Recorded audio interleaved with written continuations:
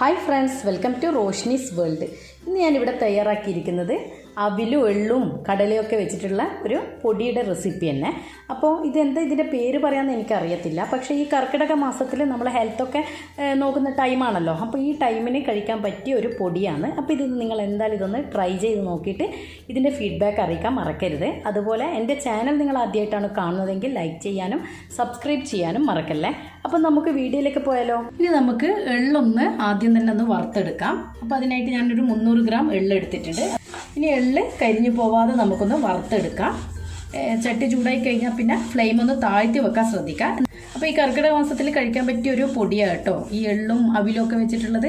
ഈ എള്ളും അവിലും നമ്മൾ ഉണ്ടാക്കിയിട്ട് നല്ലൊരു എയർ ടൈറ്റ് കണ്ടെയ്നറിൽ സൂക്ഷിച്ചു വെച്ചാൽ നമുക്ക് കുറേ നാൾ കേടുകൂടാതിരിക്കും. അപ്പോൾ അത് ഈ വറക്കുന്നതിലാണ് അത് ശ്രദ്ധിക്കേണ്ടത്. വറുത്തെടുക്കുമ്പോൾ നന്നായിട്ട് തന്നെ വറുത്തെടുക്കാൻ നോക്കണം. ഇപ്പോൾ ഇതാ എള്ള് പൊട്ടി വരുന്നുണ്ട്. പൊട്ടി വരുന്ന സൗണ്ട് കേൾക്കുന്ന സമയത്ത് ഫ്ലെയിം ഓഫ് ചെയ്യണം. ഇനി ഈ എള്ള് നമുക്ക് ഈ പാത്രത്തിൽ നിന്ന് അങ്ങോട്ട് മാറ്റി വെക്കാം. ഞാനിപ്പോൾ വേറൊരു പാത്രത്തിലോട്ട് ഇത് മാറ്റി കൊടുക്കുന്നുണ്ട്. പരന്ന പാത്രം എടുക്കാൻ നോക്കാം, എന്നാലും നന്നായിട്ട് തണുത്ത് കിട്ടും കേട്ടോ. അപ്പോൾ ഞാൻ മുഴുവനായിട്ട് മാറ്റിയെടുത്തിട്ടുണ്ട്. ഇനി ഇതിങ്ങോട്ട് തണുക്കാനായിട്ട് മാറ്റി വെക്കാം. ഞാൻ പറഞ്ഞതുപോലെ കൂട്ടിയിടാതെ ഇങ്ങനെ നിരത്തി വെച്ച് കൊടുക്കാം. അപ്പോൾ പെട്ടെന്ന് തന്നെ നമുക്ക് തണുത്തും കിട്ടും. ഇനി നമുക്ക് അവില് കൂടെ ഒന്ന് വറുത്തെടുക്കണം. അപ്പോൾ അവിലും ഞാൻ ഒരു ബൗൾ തന്നെ എടുത്തിട്ടുണ്ട്. അപ്പോൾ അവിലും എടുക്കുമ്പോൾ വെള്ള അവിലെടുക്കാതെ മട്ടരിയുടെ അവിലെടുക്കാൻ നോക്കാം. അവില് കുറച്ച് എള്ളിനേക്കാളും കൂടുതൽ തന്നെ എടുത്തത്. അതിപ്പോൾ ഒന്ന് വറന്ന് വരുമ്പോൾ ഇതൊന്ന് ചുരുങ്ങുമല്ലോ. അതുപോലെ ഞാൻ ഇതിലേക്ക് നട്ട്സുകളല്ലാതെ അരി ചേർക്കുന്നില്ല. അപ്പോൾ നിങ്ങൾക്ക് വേണമെങ്കിൽ അരിയും വറുത്തിട്ട് ചേർത്ത് കൊടുക്കാം കേട്ടോ. നമ്മൾ സാധാരണ അരി ഉണ്ടൊക്കെ ചെയ്യുന്നില്ലേ, അതിന് വറുക്കുന്നത് പോലെ വറുത്തെടുത്തിട്ട് ഇതിനോട് ചേർത്ത് കൊടുത്താൽ മതി. അപ്പോൾ അവിലും വറുക്കുമ്പോൾ ഫ്ലെയിം ഒന്ന് താഴ്ത്തി വെക്കാൻ ശ്രദ്ധിക്കണേ. കരിഞ്ഞു പോകരുത് ഒന്നും. കരിഞ്ഞു പോയാൽ പിന്നെ ഈ പൊടിൻ്റെ ടേസ്റ്റ് ആകെ അങ്ങ് മാറിപ്പോകും. അപ്പോൾ അത് പ്രത്യേകം ഒന്ന് ശ്രദ്ധിക്കാം. ഇപ്പോൾ ഇതാ അവിലും നന്നായിട്ട് വറുത്തെടുത്തിട്ടുണ്ട്. ഇനി ഇതും നമുക്ക് അടുപ്പിൽ നിന്ന് അങ്ങോട്ട് മാറ്റാം. ഇത് ഞാൻ എള്ളിൽ തന്നെയാണ് ഇട്ട് കൊടുക്കുന്നത്. എല്ലാം കൂടി ഒന്നിച്ച് പൊടിക്കുന്നതല്ലേ, അതുകൊണ്ട് തന്നെ കുഴപ്പമൊന്നുമില്ല. അപ്പോൾ ഇതൊന്നുകൂടെ ഒന്നിങ്ങനെ മിക്സ് ചെയ്ത് കൊടുക്കണം. കാരണം ഇതിൻ്റെ ചൂടുകൊണ്ട് അവിലിൻ്റെ ചൂടുകൊണ്ട് എള്ള് വീണ്ടും കരിഞ്ഞു പോകാൻ പാടില്ല. ഇനി ഇതങ്ങോട്ടേക്ക് മാറ്റി വെക്കാം തണുക്കാനായിട്ട്. അവിലും എള്ളും വറുത്തതിന് ശേഷം ഞാൻ നിലക്കടല കൂടെ ഒന്ന് വറുത്തെടുക്കുന്നുണ്ട്. ഇനി അതും കൂടെ നമുക്കൊന്ന് വറുത്തെടുക്കാം.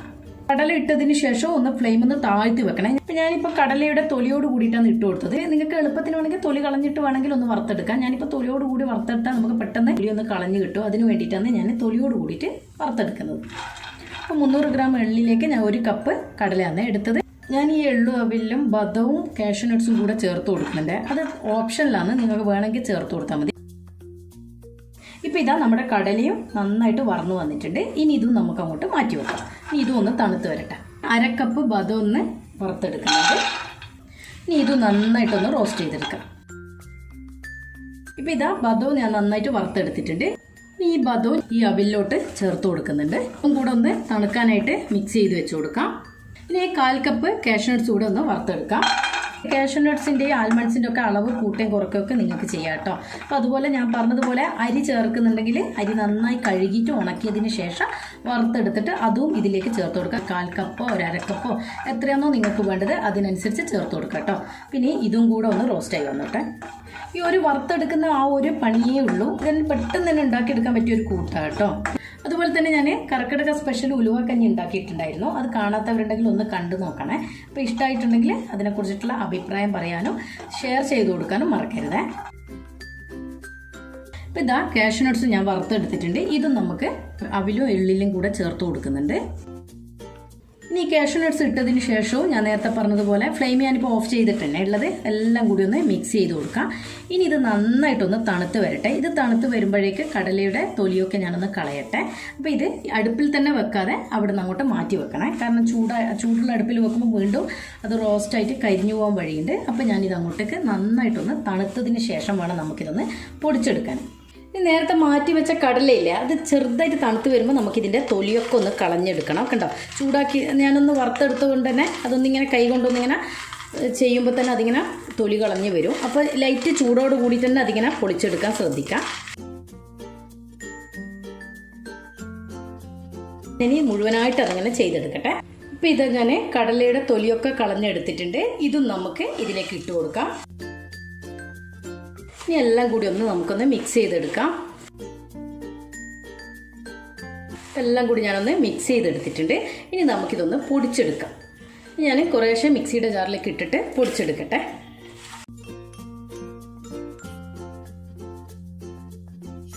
ഇതിൽ ഞാൻ വെല്ലം ചേർക്കുന്നുണ്ട്, പക്ഷെ അത് ഇപ്പോഴല്ല, പൊടിച്ചതിന് ശേഷം ഞാൻ വെല്ലം ചേർത്ത് കൊടുക്കുന്നത്. കാരണം എന്താ പറഞ്ഞാൽ വെല്ലം ചെറിയൊരു വാട്ടർ കണ്ടന്റ് ഉണ്ടാവുമല്ലോ, അപ്പോൾ ഇതിൽ ചേർത്തിട്ട് ചെയ്തെടുക്കുമ്പോൾ ശരിയായിട്ട് നമുക്കതങ്ങ് പൊടിഞ്ഞ് കിട്ടത്തില്ല. അപ്പോൾ അതുകൊണ്ട് തന്നെ ഞാനത് ലാസ്റ്റ് തന്നെ ഇട്ട് കൊടുക്കുന്നത്. അപ്പോൾ നിങ്ങൾക്ക് നല്ല ഫൈൻ പൗഡറായിട്ട് കിട്ടണമെങ്കിൽ അങ്ങനെയും പൊടിച്ചെടുക്കുക. അപ്പോൾ ഓരോരുത്തർക്ക് ഇഷ്ടം എങ്ങനെയാണോ അത് കണക്ക് പൊടിച്ചെടുക്കുക കേട്ടോ. അപ്പോൾ ഞാനിപ്പോൾ ഒരുവിധം ഒന്ന് പൊടിച്ചെടുക്കുന്നുണ്ട്.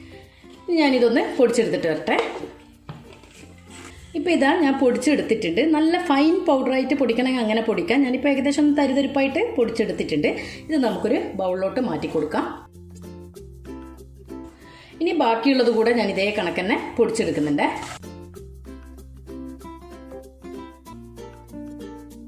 ഒന്നിച്ചിട്ട് പൊടിക്കാതിരുന്നാൽ പെട്ടെന്ന് നമുക്ക് പൊടിഞ്ഞു കിട്ടും കേട്ടോ.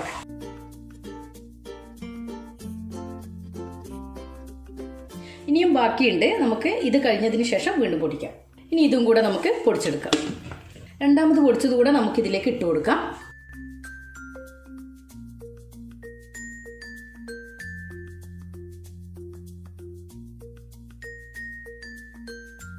എല്ലാം കൂടി ഒന്ന് മിക്സ് ചെയ്ത് കൊടുക്കാം.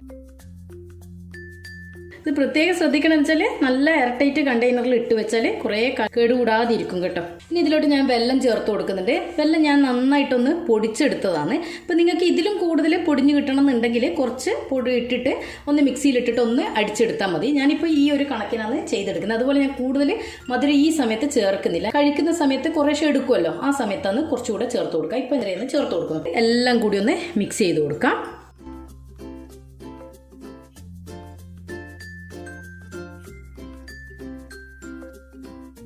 ഇനി നമ്മളിത് കഴിക്കുന്ന സമയത്താണ് തേങ്ങ മിക്സ് ചെയ്യുള്ളൂ. ഈ സമയത്ത് തേങ്ങ മിക്സ് ചെയ്യേണ്ട.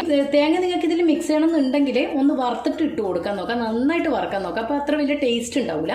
അതിനേക്കാളും നല്ലത് നമ്മൾ ചിരകിയെടുത്ത ആ സമയത്തുള്ള തേങ്ങയില്ലേ, അത് നമുക്ക് കഴിക്കുന്ന സമയത്ത് പോട്ടിൽ നിന്ന് കുറച്ച് ബൗളിലേക്ക് ഇട്ടതിന് ശേഷം തേങ്ങയും മിക്സ് ചെയ്തിട്ട് ഓരോ സമയത്ത് വേണ്ടുന്നത് ആ ക്വാണ്ടിറ്റി അനുസരിച്ച് എടുക്കുക.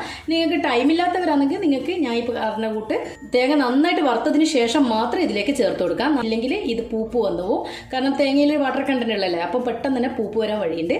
അപ്പോൾ എള്ളും അവിലും ചേർന്നിട്ടുള്ള പൊടി ഇവിടെ റെഡി ആയിട്ടുണ്ട്. പിന്നെ ഇതൊരു എയർടൈറ്റ് കണ്ടെയ്നറിലേക്ക് ഞാൻ മാറ്റാണ്. അപ്പോൾ ഈ കർക്കിടക മാസത്തിൽ ഈ എള്ളും അവിലും ഒക്കെ വെച്ചിട്ടുള്ള ഈ പൗഡർ നിങ്ങൾ എന്തായാലും ഒന്ന് ഉണ്ടാക്കി നോക്കിയിട്ട് ഇതിൻ്റെ ഫീഡ്ബാക്ക് അറിയിക്കാൻ മറക്കരുത്. അതുപോലെ ആദ്യമായിട്ടാണ് എൻ്റെ ചാനൽ കാണുന്നതെങ്കിൽ സബ്സ്ക്രൈബ് ചെയ്യാനും തൊട്ടടുത്തുള്ള ബെല്ലൈക്കൻ എനേബിൾ ചെയ്താൽ ഞാനിടുന്ന ഇതേപോലെയുള്ള പുതിയ പുതിയ വീഡിയോസ് നിങ്ങൾക്ക് നോട്ടിഫിക്കേഷനായി കിട്ടും. ഓൾ ബട്ടൺ കൂടി പ്രസ് ചെയ്യാൻ മറക്കല്ലേ. അപ്പോൾ പുതിയ വീഡിയോയിൽ കാണുന്നവരേക്കും താങ്ക് യു.